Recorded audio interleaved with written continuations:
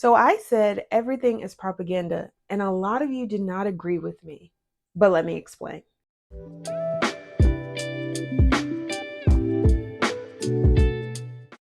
Hey y'all, welcome back to my channel. I am Leah. I am a media and cultural theorist. I have been working in media production and marketing for almost the last decade. And so when I say that everything is propaganda, I say that because I have been working in media, I have been creating propaganda, and I've seen the ways that propaganda is circulating in our society and how people take that as fact and truth. And so in this video, I do want to break down the major types of media that you may be consuming and how propaganda is in it and how you can combat, how you can look for that propaganda so that way you are not ingesting the things that the government wants you to ingest. I will say that the context for this is in the United States. That is where I'm from, and that is the context with which I'm speaking. I don't know about your country. If you want me to fly to your country and figure out, the media and the messaging, you can fly me out. My passport is current. I need flight money. I need flight money. I need expenses paid for like a month, and then I can do a video on that. Like, this is this country, and this is how their media and propaganda is. But as for right now, I can only talk about the United States and what's going on here. I can't speak to where you are. I'm sorry. So let's get started with what is propaganda.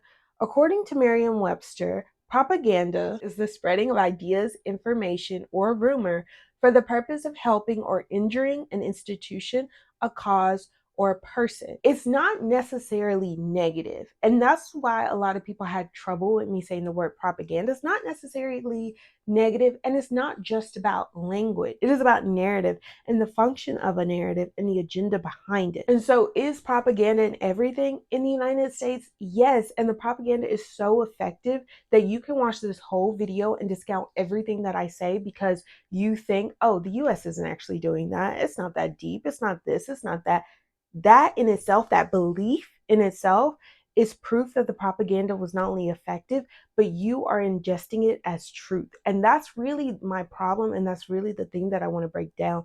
A lot of these ideas that we think are true and natural and normal are not true and natural and normal. They are propaganda. So let's start with the CIA. The CIA is the Central Intelligence Agency created in the United States around 1947. Shortly after creation, they set up the Propaganda Assets Inventory to distribute propaganda in over 800 print publications. In the 1950s, they created the Center for Cultural Freedom, which was intended to promote capitalistic values by upholding apolitical art. A lot of this was to counter Soviet narratives that the US was a cultural wasteland. And so they wanted to show that not only did the US have culture, right? But that culture was freedom of thinking, freedom of expression, and being above politics, being apolitical. So since this was started with a video about book talk, let's talk about how books are propaganda, right? What constitutes a book? Like, in your mind, what do you think of when you think of literature? What do you think of when you think of good literature versus bad literature? What makes a story? What stories are worth telling? What stories shouldn't bother being told? How do you know these things? After World War II, creative writing programs discouraged writers from focusing on systemic problems and instead focusing on problems of the individual, right? There are two really good articles about this. I'm going to check my notes.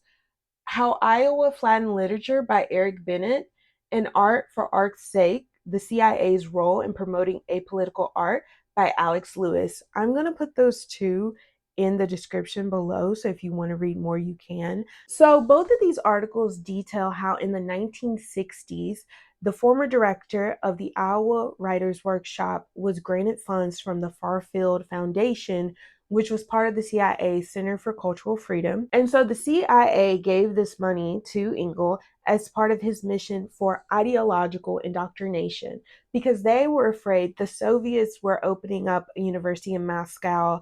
They were opening up to international students, and they were afraid that students and writers across Europe and Asia were going to go to Moscow and be indoctrinated with Soviet propaganda. And so instead, they wanted to counter that by recruiting students across Europe and Asia to come to the United States and be indoctrinated with capitalist propaganda. So Engels' mission was to advance individualist Western ideology and to also systematize creative writing into a rigid structure. And he did this through the Iowa's Writers Workshop. And it was so successful, and there were so many big names that went through this, that a lot of MFA programs across the country adopted that same structure.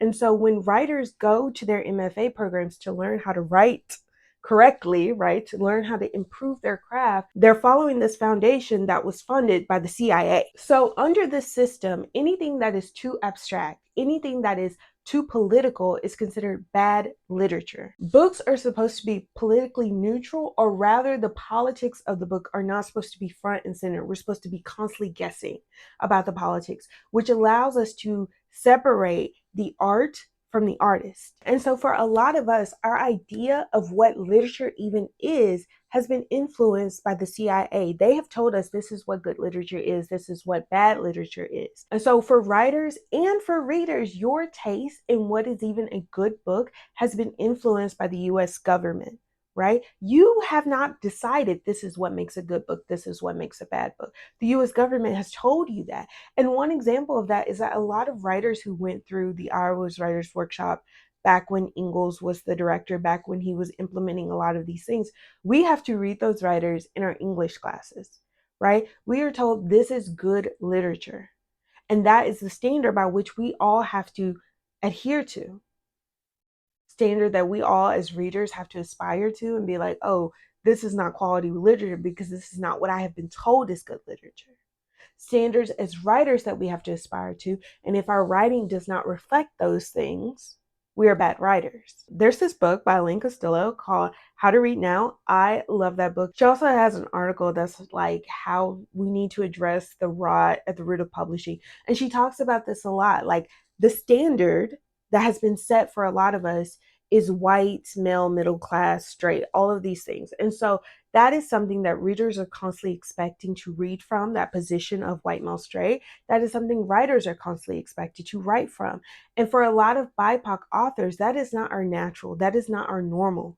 That is not neutral to us. And so we are often punished for not being able to write from that point of view, or we are highly encouraged to write from that point of view, right? This is something that comes up a lot in my writing. I do not write to white people. White people are not my audience. If you're reading my book, good, great. I don't care. My audience is Black women. When I was writing this book and when I was having help with it, yes, the people that were helping me were not Black, but anytime they would say something that was wild, I would go to Black women and I would be like, should I do this? Should I not? Right? They were always my audience. Their feelings, their thoughts, their opinions always mattered to me, and it was central to the story. And so now that those stories are out into the world, a lot of what I'm getting, especially from white readers, is that they're missing something. So therefore, I'm not a great writer. My writing's underdeveloped. I need to work more on my ideas. I need to do all these things. I don't get these same responses from Black women, right? And a lot of what they're talking about is, yes, they are missing something. They're missing the experience of being Black. They're missing the experience of being a Black woman. And I do not fill in those blanks. But the way that we have been told good literature is that whiteness is always the center. You should always fill in the blank for whiteness. You should always fill in the blank for white readers. And that is to the detriment to a lot of authors of color. And so the standard that has been set in literature is this universal experience, as I said, of white, male, middle class, straight, able-bodied. If those things are not met, then you view the literature as being incomprehensible, underdeveloped, wrong, too political, right?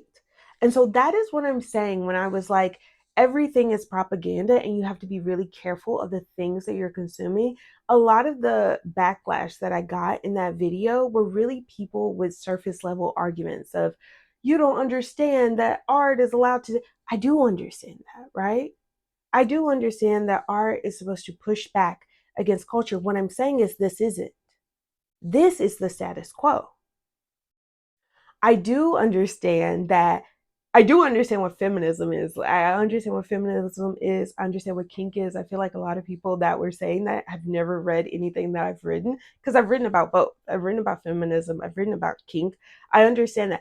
I'm saying that your whole idea of what makes a book has been manipulated by the US government, right? Your whole idea of what is quality literature has been manipulated by the US government in order to promote their ideas of capitalism, of rugged individualism, and in order to create this formulaic way of storytelling that is natural and normal for a lot of white people, for a lot of men, for a lot of middle class people, but that's not natural and normal for a lot of us.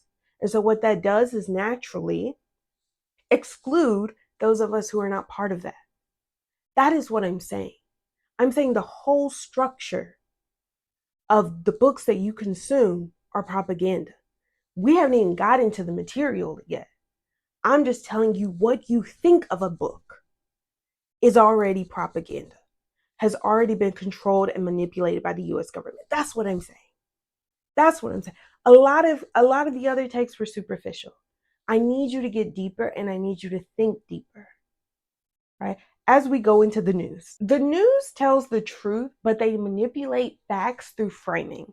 And so, framing is a media term. Framing means the way institutions construct a news story to promote a particular interpretation or to evoke a particular reaction from the audience. And so, I think local news can be a really good place to figure out your area's values, what your area's beliefs, and the ideas that they want to promote. And so when I was young, I was fresh out of college. I had moved to a new place. I'm not going to say because I don't want these people coming after me.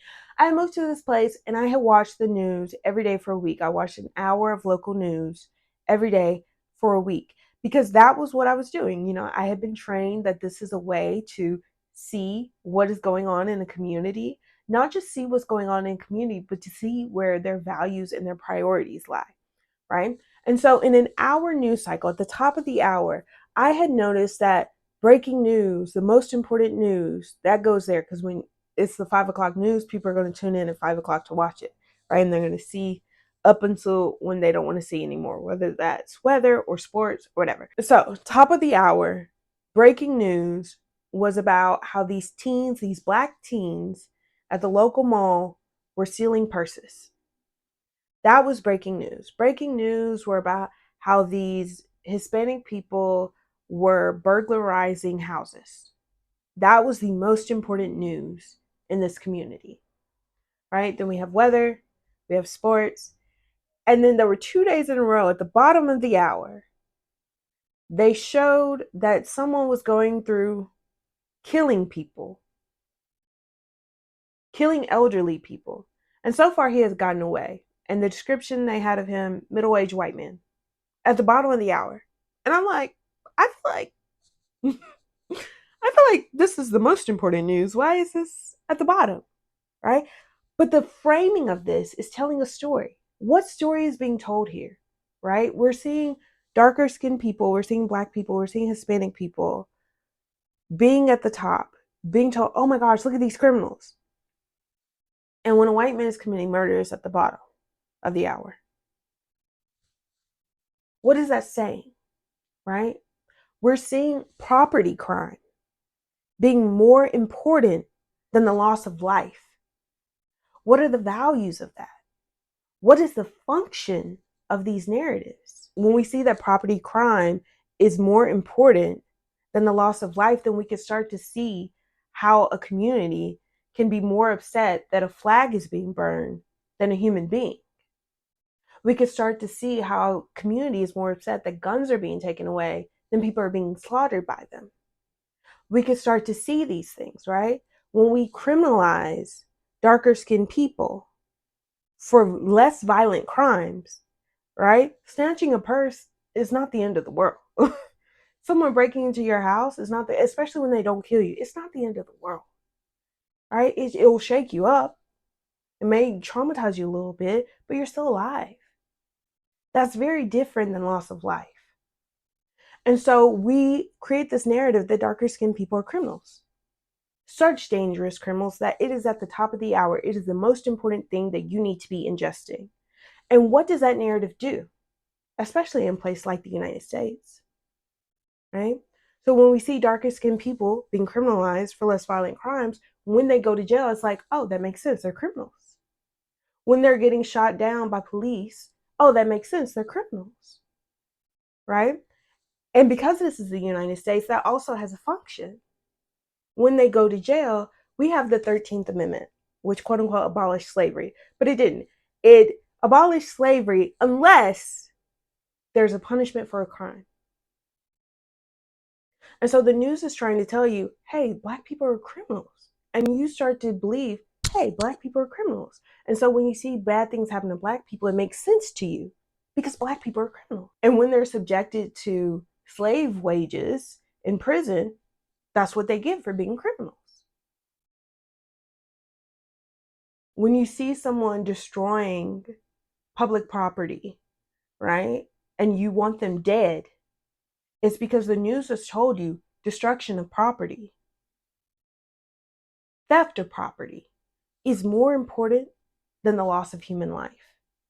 These are the things that are reflected in your news. And these are the things that you start to believe.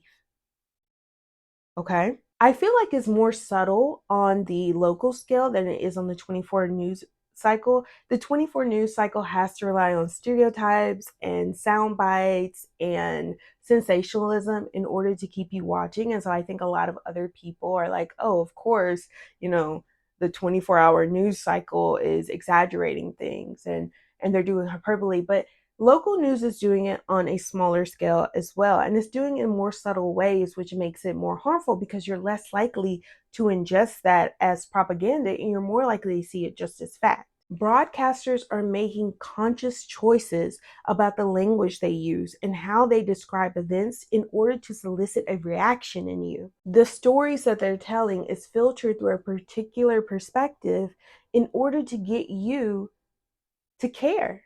And that's really what they're doing. They're influencing what you should care about. They're influencing what you should believe.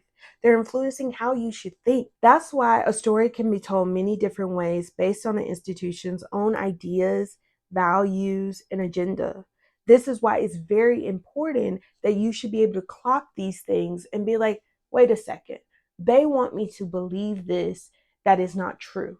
They want me to prioritize seeing this instead of seeing that. So this is your homework. I'm going to give you homework for every single section because don't just take my word for it. I want you to go and I want you to look for yourself. So my homework for you is to watch an hour of local news every single day for a week. Write down the patterns that you see. What is being promoted as the most dangerous types of crime? Who is being promoted as the most dangerous people? Listen to whatever feelings are coming up. Do you feel angry? Do you feel sad? What are you being told to care about? What are you being told to give your sympathies to? What are you being told to fight against? All of these things are being pushed on you every time you watch the local news. More so every time you watch national news. They're manipulating your feelings. They're getting some strong reaction out of you so you can continue to come back and see what they're saying. That's it. All right, let's go to the next form of propaganda. So when we think about movies and television, it's important to remember that 6 companies own 90% of the media. I'm going to show a picture of what those 6 CEOs look like. Do you notice any similarities? Right? Except for Sony, all of them are old ass white men who are controlling 90% of the media that we consume. They control how people are represented. They control what we deem normal. They control how life, how culture is represented. They control a lot. So let's look at superhero movies. For example, they are blockbusters. They make a lot of money. In the past decade or so, we've seen a lot of people rail against superhero movies for adding racial and gender diversity. Now it's becoming too political. Now it's becoming too woke, right? Never mind the fact that around like 90% of superheroes are white. Never mind the fact that white people make up 11% of the population.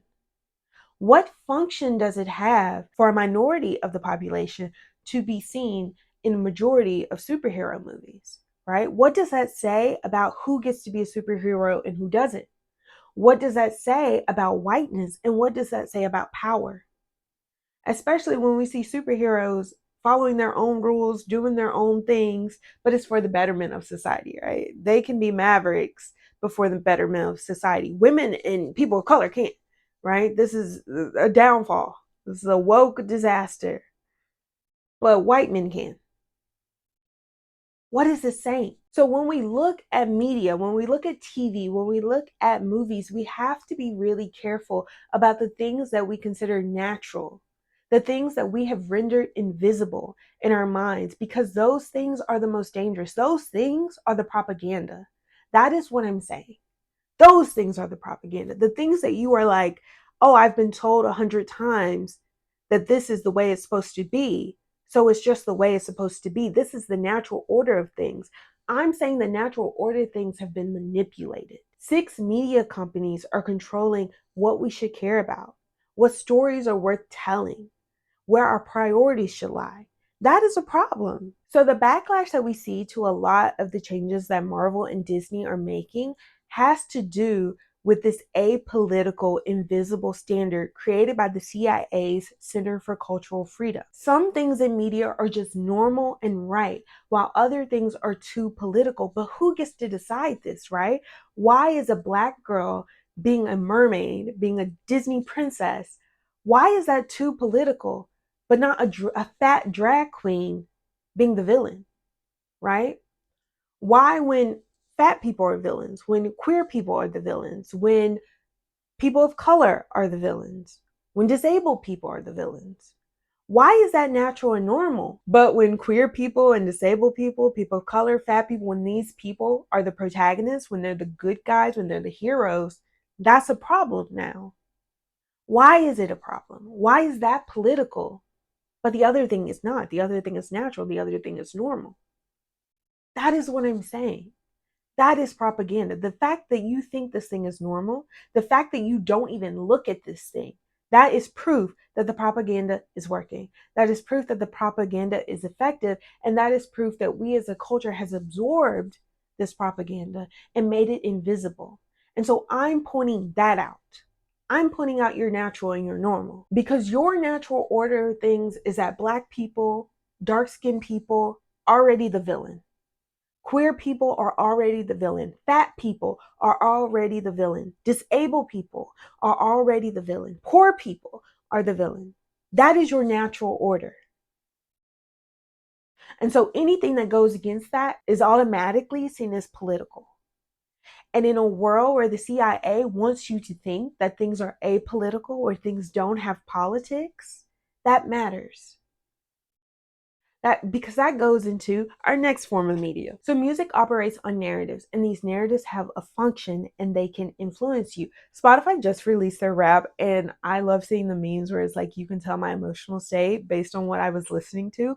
That is very, one, it's funny, but two, it's also very important. This is what I mean. Like, I view music kind of in the same way that I view social media as propaganda in action, right? It's people who have been propagandized, who have ingested propaganda through books, through television, through movies, through a lot of other forms of media. Those ideas have been crystallized in their bodies as belief, and they act on those beliefs when they go out into the real world, when they create music, when they create a TikTok, when they create a YouTube video. They are acting on these beliefs that they have gotten from the US government. They are acting on these beliefs that have been paid and influenced by the US government. And so the music that you consume, if that person is not aware that they are operating on these beliefs, they're just going to broadcast that to you. And they're going to do it on all the medias. There was this TikToker named Horacia Grace. I hope I'm pronouncing that right. But she did an experiment where she was trying to see how music can influence her brain. And I'm going to do a little clip of her. My name is Aricia Grace. For the past 60 days, I've only listened to specific artists to learn more about how cymatics affect the human brain. And the results I gained made me question the concept of brainwashing. and made me curious as to how long it would take to brainwash a human being if they were fully immersed in music and media. For the past 30 days, I've listened almost exclusively to Megan Thee Stallion. Initially, this experiment felt hard to get into because of how different I believed myself and Megan Thee Stallion are. Essentially, she started to pull me with her. Megan Thee Stallion has a very fun-loving energy, but there is a very good balance between work and play. Around week 2, I began to experience the urge to not only feel but appear well maintained. I've also since twerked on the internet.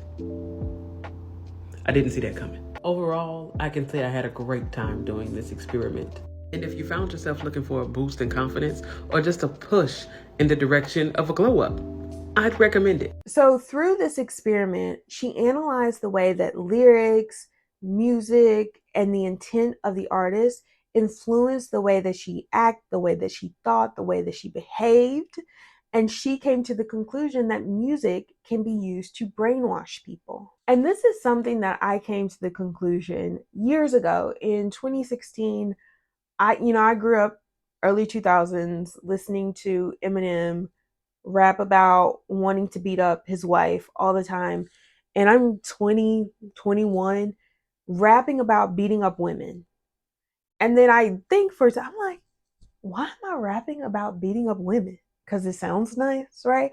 And I'm repeating these things to myself over and over again. How some women just need to be beaten up. And when I was a child, when I was 17, there was this guy who I liked who had beat up his ex-girlfriend, and I was one of those people. I was like, maybe she did something. Right? Because I liked him and I didn't want to think about those things, right? And so now I can see, oh, a lot of those beliefs that I had, that this woman obviously did something wrong to get beaten up by someone who's twice her size.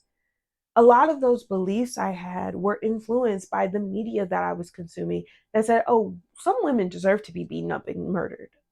Some women don't, but some of them do.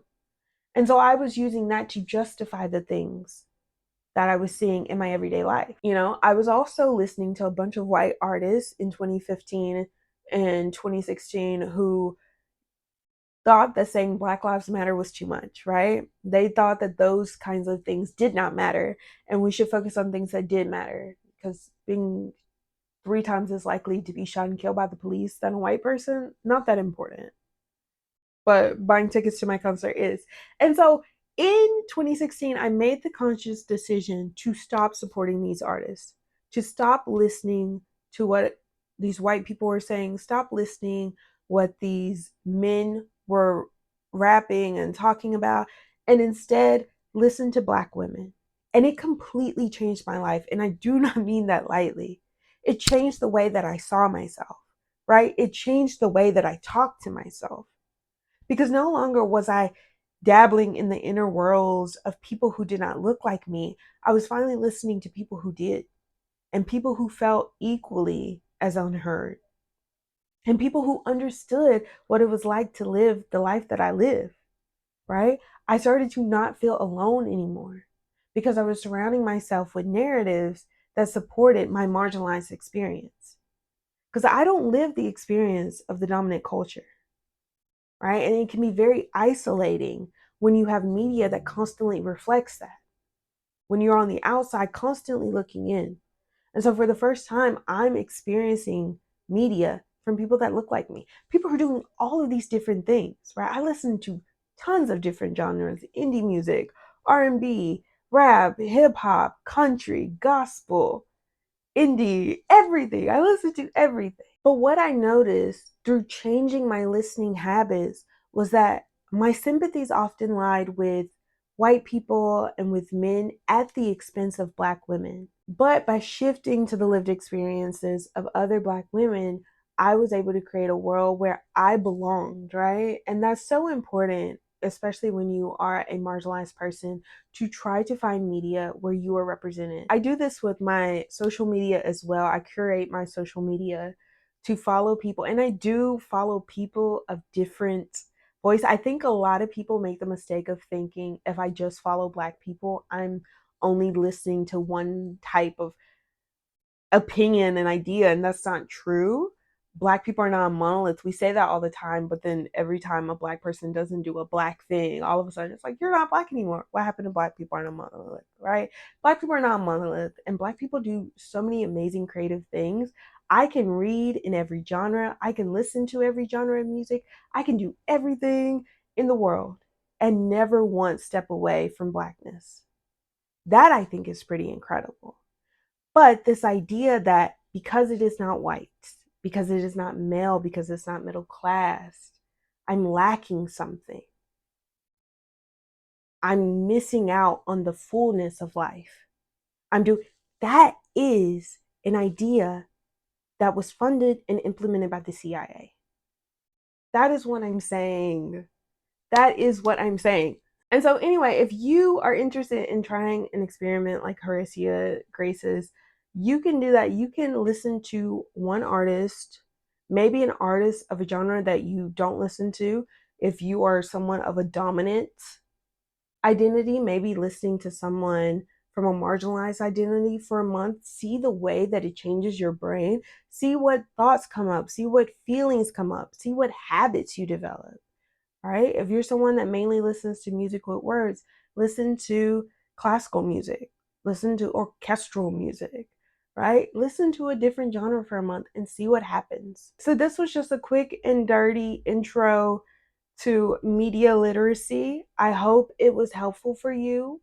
Like I said in that book talk video, you have to be extremely careful of the things that you have heard over and over and over and over again, and that you have rendered to be true, that you see as invisible and as normal. Because a lot of times those things have an origin and it's not as harmless as you think they are. These ideas are spread so that way you can look at the US favorably.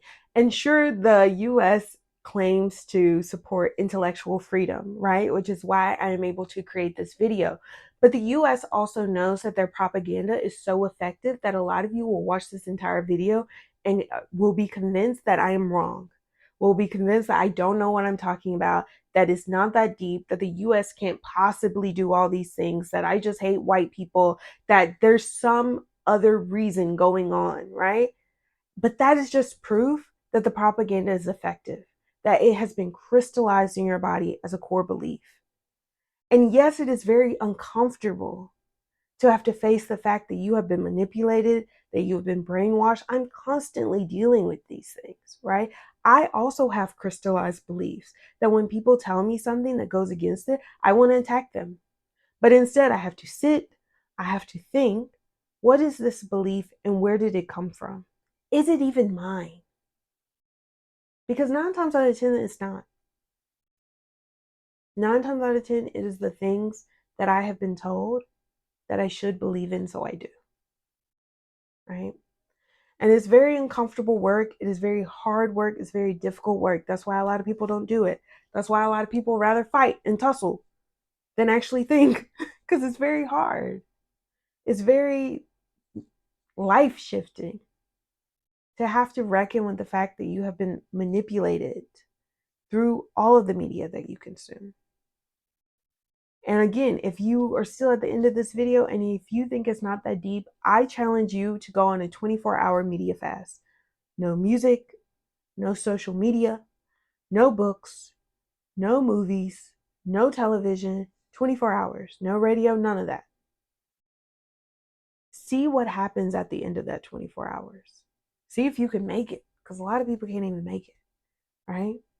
You are constantly consuming media. It is constantly influencing you subconsciously, and it is worth taking a critical look at. That is all I'm saying. And that's the end of this video. Like, comment, subscribe, and I'll see you in the next one. Bye.